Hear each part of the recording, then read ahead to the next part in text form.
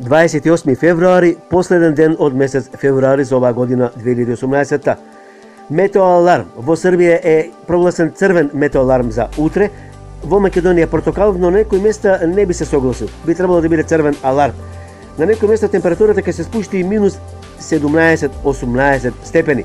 Во просек температурите ќе бидат минус 8, минус 15 степени. Значи, секаде ќе биде мразно. Внимавајте во текот на ноќните и утринските часови, среда кон четврток и четврток наутро. Значи, ова е како предупредување, не значи дека треба да се свати панишно. Од петок и за време на викендот за топлување, така ќе биде и во наредната недела. Има локални преодни врнежи.